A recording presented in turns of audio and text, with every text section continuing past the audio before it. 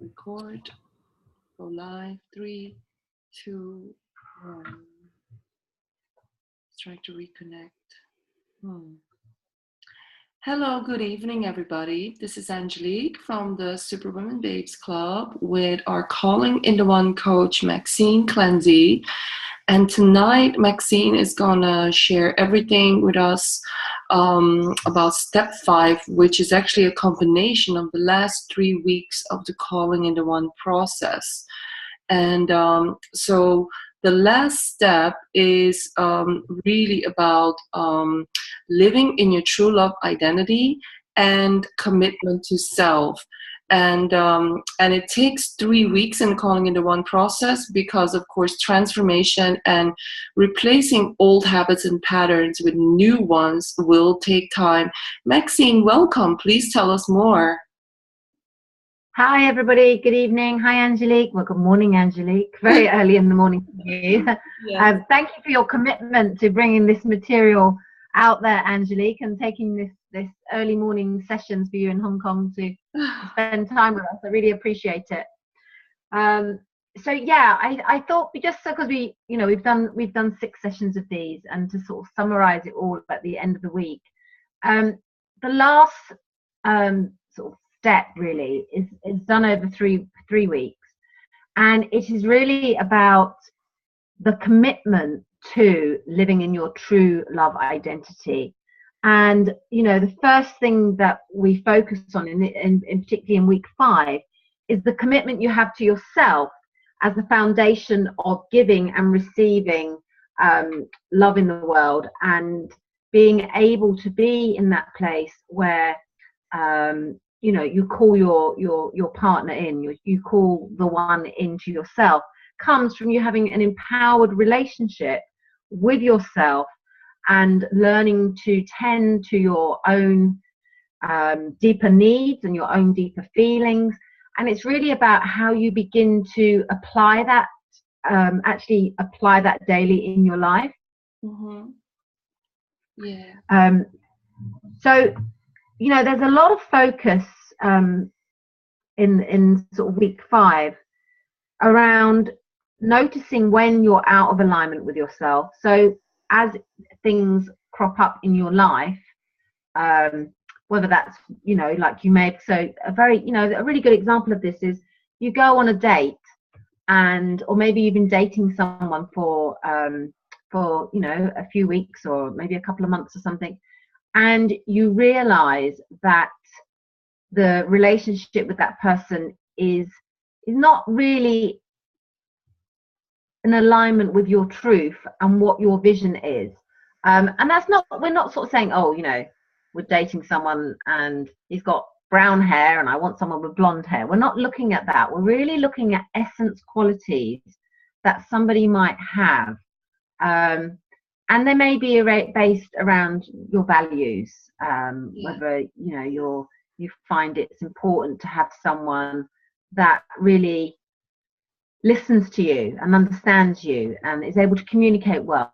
So it's really key components or personality traits that you find that are really important. If you've got children and you start dating someone and you feel that they're really not going to be a very good fit for you and your family and your children, and it's about really being honest in your own communication with yourself around that, and listening to your intuition when everybody has them. They hear that these little red flags come up and they sort of think, what, nice guy or nice person, lovely lady, but I don't feel at my heart that this person's for me. And these weeks are about really honoring that commitment you make to yourself, so that you're going for the truth of your vision rather than dropping some of the things that you want and wanting to, just because you want to be with someone and you don't want to be alone, allowing those sort of things to slip. So it's really, really key stage at this time of beginning to embody the learning that you've taken from learning about your past patterns and learning about your past relationships. Mm-hmm. Mm-hmm. So Thank you everybody for commenting, and hello super genius Kenneth. I love my super genius Dr. Joe Dispenza co-students. No, I'm just some people who are responding on Facebook. If you have any questions, Oh, no. please ask them, ask away, and I'll give them to Maxine. I really was thinking, I absolutely understand where you're coming from in terms of values and really essential qualities, but I just want to play at devil's advocate to make it really interesting for people. So how do we know that we are not chasing some kind of pipe dream, meaning that we have some over idealized, non-existing ideal that we project onto the people that we date? Like, how do we know we shouldn't try, let's not say try, but that it isn't natural to have some kind of transition period where two people need to get to know each other and really transform together by looking at the differences and by maybe meeting each other halfway, because everybody has this idealized, I'm gonna get this, I'm gonna create this. And the reason I say that is because when you look at very, very long relationships and marriages, you see a lot of people, they do actually make compromises, and sometimes I see that some of the hardcore single, there are certain compromises that they don't make, and I can really attest to that. Like, just looking at I don't know whether I'm making sense here, Maxine. I hope you know what I'm talking about. Yeah. I think it's a really good question. It's a question that lots of people ask and comes up for people in terms of how much in relationships is compromise.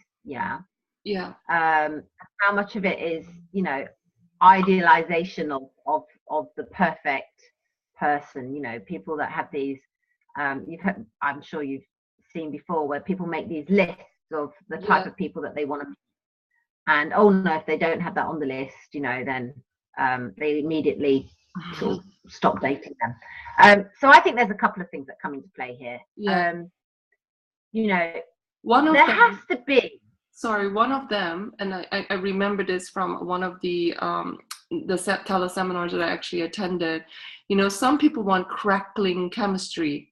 Just as one of the, sometimes people, let's say you meet somebody with all of the requirements, but there's no immediate crackling chemistry. And I can remember that in one of the teleseminars that I actually listened to, that they were telling the women or teaching the women, you need to actually overcome that as a woman to really demand that type of chemistry from the beginning onwards, because for women it is possible to grow into a man.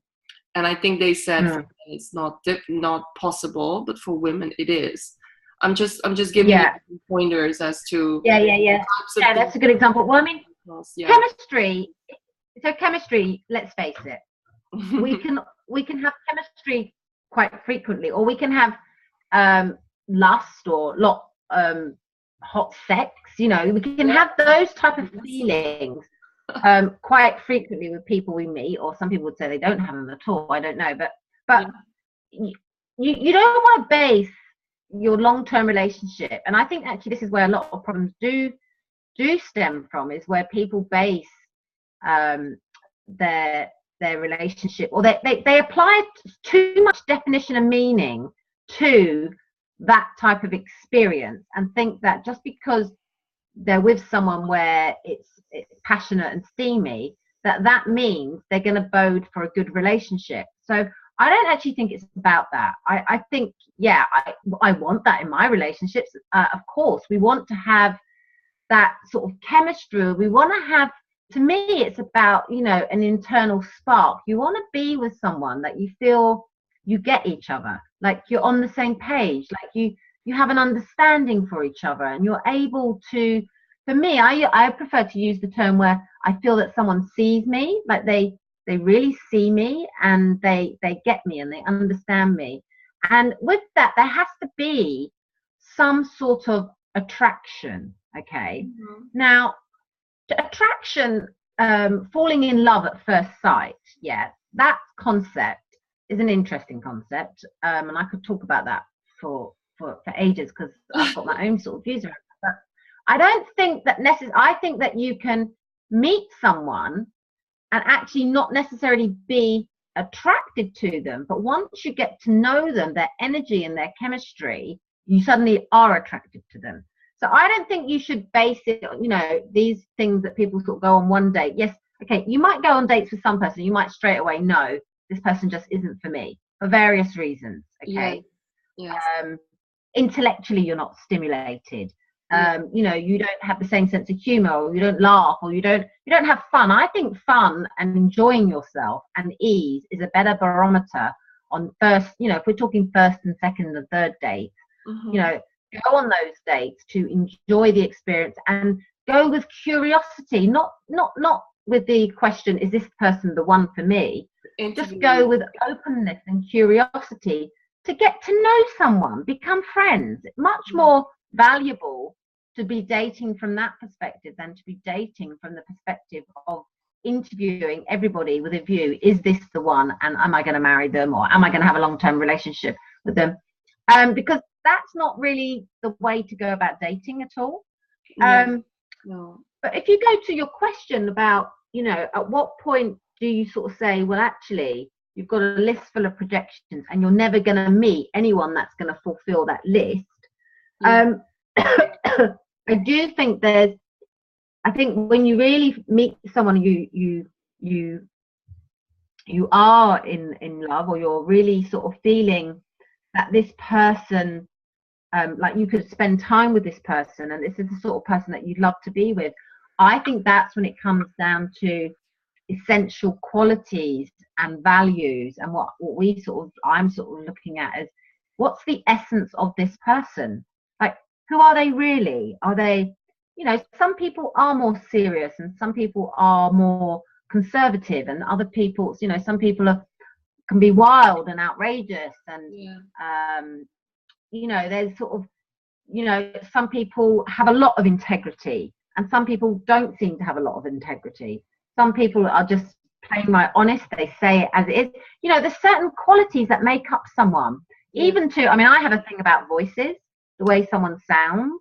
And I know, like, I do know that if I listen to someone's voice and I really don't, you know, that the voice doesn't, I know that I can probably have a long time. I know it sounds really weird. It's just, I'm really auditory, and someone's voice has quite an impact on me at sort of a vibrational level. So I just know that when I listen to certain voices, I just think, I couldn't listen to that person. I don't know if you've ever seen Friends. You know, there was the girl on Friends that had that terrible laugh. Do you remember the Friends series? The one that Chandler used to date. I can't think of her name right now. Janice. And she had that horrendous laugh, didn't she? And, you know, sorry everyone out there if you've got a terrible laugh. But nobody has a terrible laugh. Sound is vibrational. Yeah. Isn't it? Someone might listen to me and think, God, I couldn't listen to her voice either. You know, that's absolutely fine. But the point I'm trying to make is that there's certain things, nuances that we all have. You know, whether that's you know, I like men, I like kindness in people. I really am. You know, I've shifted from sort of charming to, I actually more appreciate kindness in people. So I think that you're looking for certain qualities and essences, and you know, also there's that thing around, you know, someone who's a mega achiever, might not necessarily get on so well with someone who doesn't value that. They're always going to have conflict about the way they spend their time, about the fact that they've got a partner that is, you know, really into their work and excessively achieving, and that creates conflicts in relationship when you have different value systems. So I do think there's an essence of, you have to be real, and I personally think that when you meet people, that you feel that, you know, that you're meeting them on a soul level, you're meeting them on a spiritual and emotional intelligence level, and that you can have like the right sort of, you know, conversations. I mean, I'm never going to date someone that's not into consciousness, or that's not into a degree of personal development, or relative degree of, you know, aspiring to be successful, because I'm just not interested in people that are not interested in those sort of things. Does that make, you know, it's, you have to be real, don't you? You have to be true to what you find interesting in someone. Yeah. Okay, so no, thank you so much. So, but just as a last, like maybe just as a very like a one-liner explanation of how do we know that we're actually living our true love identity? How do we even recognize it? Let's say we've never done it.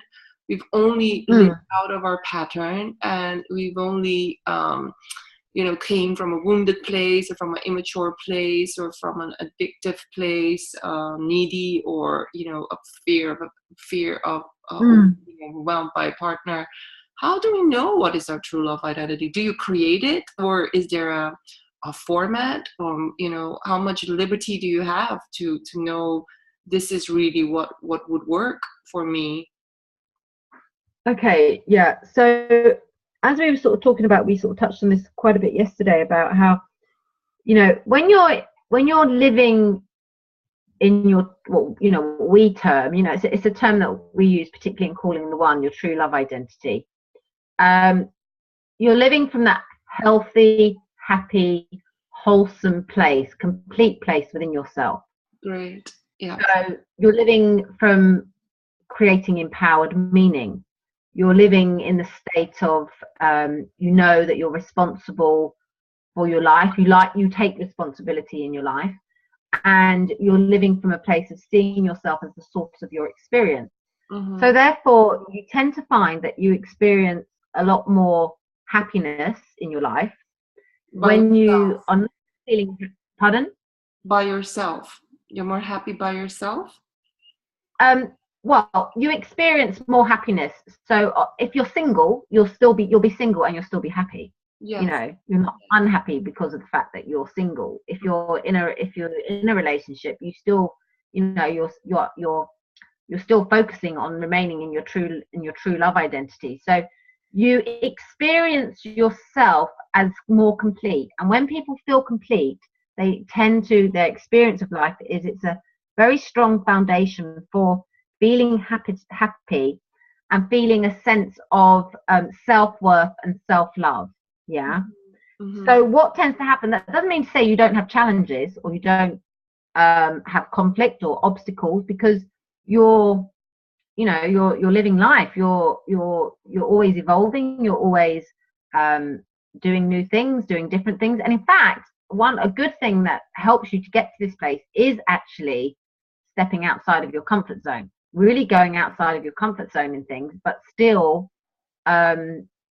approaching it with the view that if something doesn't work out, if there's disappointment along the way, that you're able to take the learning, find empowered meaning, and shift your focus back into whatever it is that you're going for, or you're looking to create, whether that's, you know, a partner, a new home, a new job, a new career, having a baby, you know, climbing Kilimanjaro, any of these sort of things, running a marathon, buying furniture. Like you have a way in life that you just find you can not move, you know, but life happens through you and not to you. So you don't live as a victim. And I think this is one of the key components when you really embody living from your true sense of self, is that you're really in alignment with your soul, and it just feels good. You know, even when you're going through disappointment or challenges, you're able to shift yourself way more quickly into a state of conscious creativity and self-empowerment. And it impacts the people around you. So that's what I would say for me, you know, in doing this work and in training as a coach, in working with clients. You know, what I see is the real shift is, you know, I had a client ring me today, funny enough. She didn't normally, it's not like her session today, but she wanted an emergency sort of session. she'd gone through, broken up with someone she was seeing, and we just sort of took her through one of the exercises we do, which is an exercise specifically designed to work with disappointments and when you have sort of upset. Yeah. And it is literally, she dropped in, she found in her body where she was feeling the emotion, she identified what limiting belief, the assumptions she was making. We then looked at it, and from a wider adult perspective, what is the learning there? What gift is there? What is the gift in this experience? Yeah. She come away with amazing learnings, amazing. And then she got a power statement. As soon as she got a power statement, at the end of the call, she just said, she goes, oh, I feel completely centered. I know that that's my truth. It makes sense why I made the decision I made. And it's just, and the more someone does that, then that core sense of self grows outward, it expands, you expand. Mm-hmm. And that's living an empowered life. And I think that's what we're here for. We're here to live in an empowered way. And the more we do that for ourselves, the more we can empower others. And so we're of service to everybody. Yeah. Thank you so much for such an extensive explanation, and it made me a lot more clear about why I hear certain people say to me, I feel so lonely, and they actually feel very much in despair about not being in a relationship. And the first sense that I get from people like that is that I always check back with myself, and I think, when did I feel lonely? When was the last time I felt lonely? And that was a long time ago. And I think there is something missing in people's lives when they think that, when they absolutely do not feel whole and complete, and they feel lonely. And it is because they haven't really connected with the divine part or their true wholeness within themselves, which is not dependent on anybody else. And I think a lot of people, men and women, they haven't learned how to do that. And me, because of my passion and my commitment to this, just has done the work maybe at a younger age, started at a younger age, and then all the learnings and the breakups had to commit to really doing that for myself. So can you tell us a bit more about commitment to self and the ability to receive love? Yeah. I thought that was a really interesting, benchmark as well. Because, ability is a big one. It is a huge one, because life isn't giving and receiving, they're part of the same thing, aren't they? If you're always over giving and can never receive, then you're out of balance. And likewise, if you're always just on the receiving end and not giving, you're completely out of balance. And in order to go from, if you look at it this way, this is the way I like to look at it. Yeah, we're talking, particularly in this particular course, we're talking about coming into creating and holding a vision of love fulfilled, i.e. of having a loving partner in your life and being able to share your life with someone. So you're really going from me to we, aren't you? That's the vision. I'm going from me to we.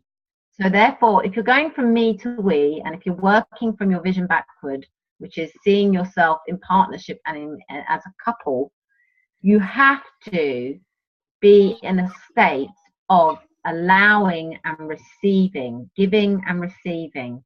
So the more you are open to that, the more you're able to receive compliments, the more you're able to receive good things that come into your life. I mean, I listen to people sometimes, they can't even receive a compliment. They'll bat a compliment away because they're just not used to receiving. I don't even, I find it's always interesting when you're out with people and you offer to pay for their meal, and some people just can't, oh no, we've got to split, Some people just, and you say, no, I want to get this. And some people just won't allow that. So it's about, Esther Hicks and Jerry Hicks, they talk about being in a state of allowing, isn't it? It's allowing the good to come to you in your life. Yeah. And I think that, when you really are living love fulfilled and from a place of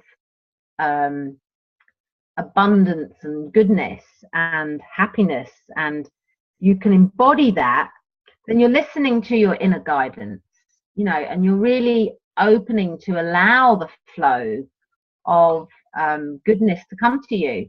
And hopefully with all the work you've done up to this point, you will have identified your patterns of where you stop the flow coming to you and you stop yourself from receiving the good things. Yes. Yes. And that's what this is. It's a continuation of listening to what's happening, seeing, observing, becoming aware, adjusting yourself, adjusting your responses. And there's lots of different things I think you can do to sort of start practicing receiving, from giving compliments to receiving compliments, and also the other thing about this stage as well is some people get tied up in their own body image. So we also look at body image in sort of week 5 and 6 as well. We sort of look at, how do you feel about your sexuality, and do you like yourself? It sort of goes back down to that aspect. If you're dating and you're going out on dates, if you got bad, issues with your self-image and sexuality. So there's a number of exercises that are in the book around appreciating your body, loving your body, the types of things that you do with your body, and how you honor your body and stuff like that. So I think it's really it's an empowering time these last three weeks, and that's really what the transformation is about as well. It's about having an empowered relationship with yourself, so that you can go to the we aspect of having an empowered relationship with someone else, with your partner. Yeah. No, that completely makes sense. So actually, when you are committing to your true love identity, you're actually making yourself more ready for a happy, healthy we, rather than, oh, I'm gonna be just focusing on myself. It actually makes you more selfless. Yeah. Which is something that we actually discussed yesterday, when we really start to grow and evolve as spiritual beings or human beings. We go from a selfish worldview to a selfless worldview, and that also That's right. led to this work. Yeah, absolutely. Yeah. And it's essential, and you see, you have to do the groundwork that leads to that point where you can, really be in a state of we and selflessness, and that whole consciousness of happiness. The happier we are, it is a foundation to receiving more love into our lives, isn't it? Because we just respond differently when we're happy.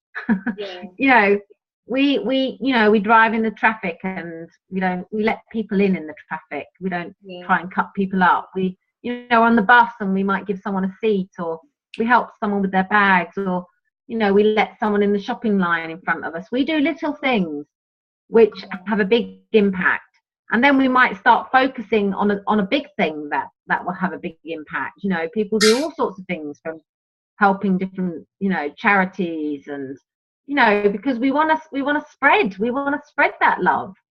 So it's really, to me, it's about getting into an expanded state within yourself, so that you can have expansion outwards. And I think, if you remember, we said at the beginning of the program that one of the real things is that when people are unhappy about their relationships or their love lives, they initially go externally to solve the problem, and Calling in the One is all about going internally. So you have an internal shift and an expansion internally, and then you expand outwards, and that's really how the program works.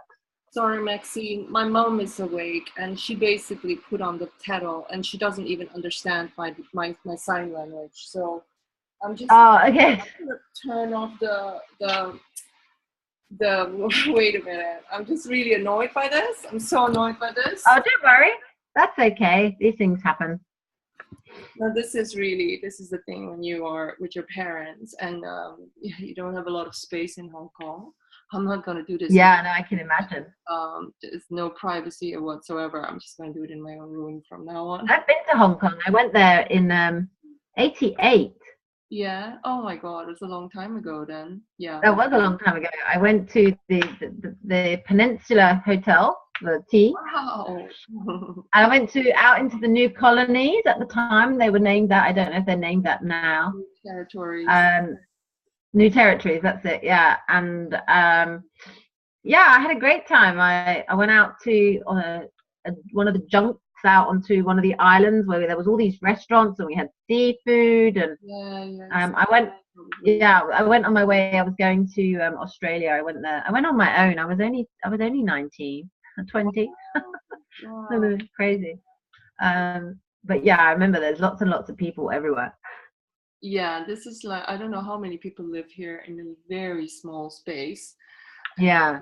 You think actually whenever I come back from Hong Kong, I think places like London and Amsterdam are like, palaces. So yeah, does it feel more spacious when you come back to London after living in Hong Kong, or is it the same feeling?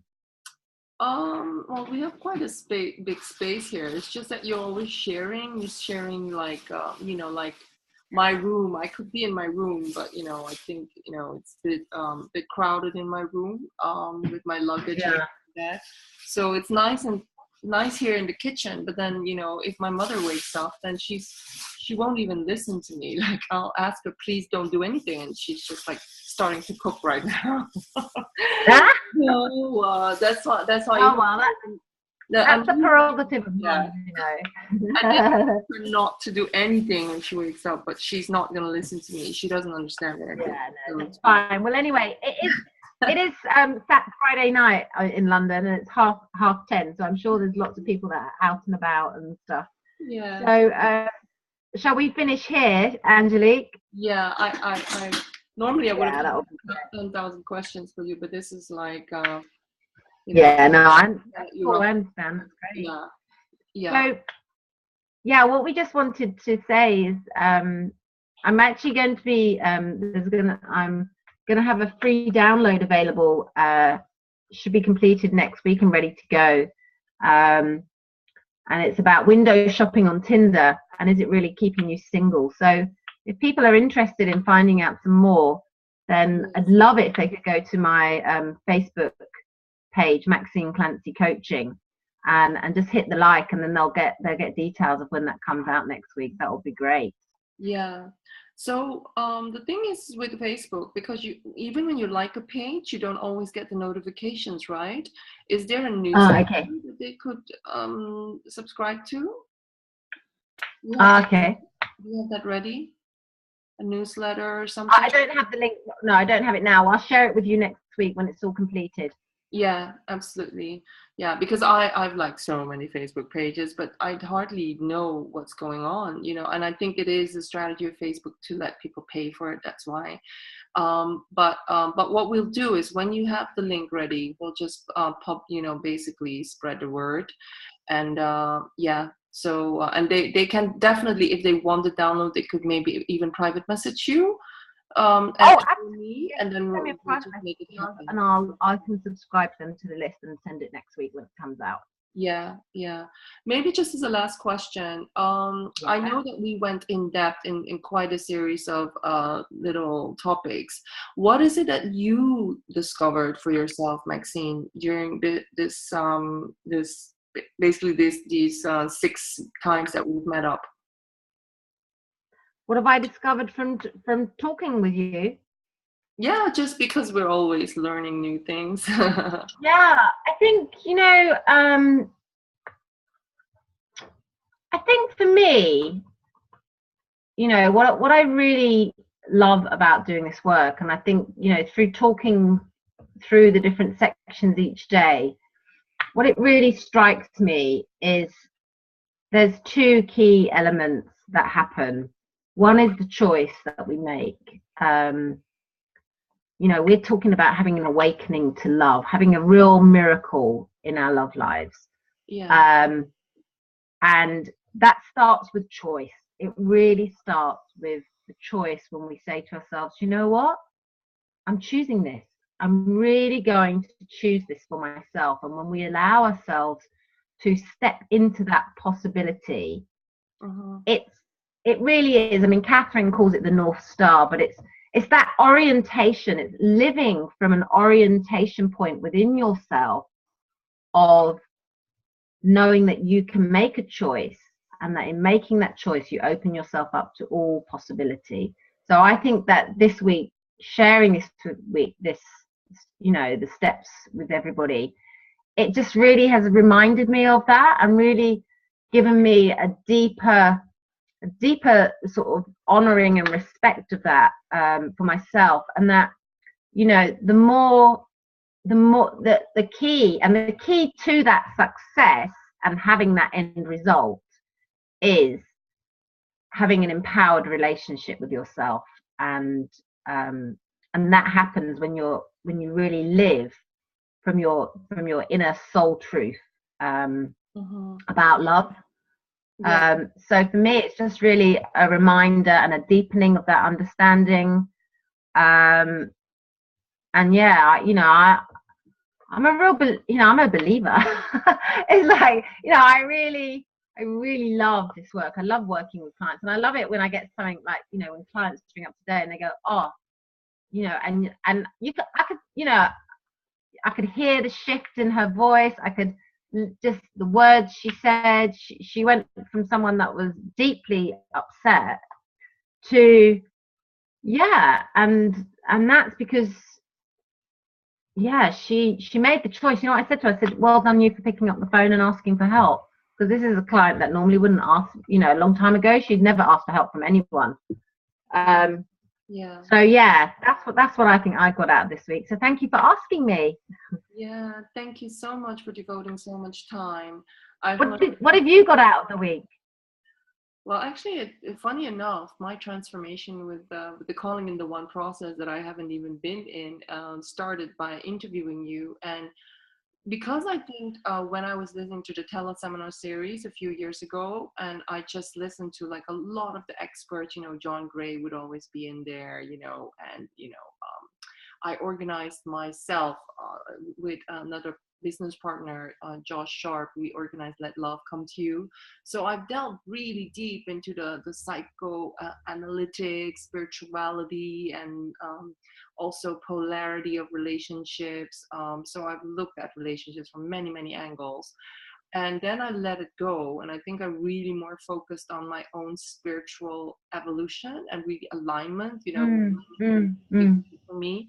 And actually, even when I was in the Thinking into Results course with Bob Proctor I started in August, and they asked me to look at my love vision. I was really annoyed. I was like, nah, I'm not interested in love. I've done that for so long. I now want to look more at alignment with myself.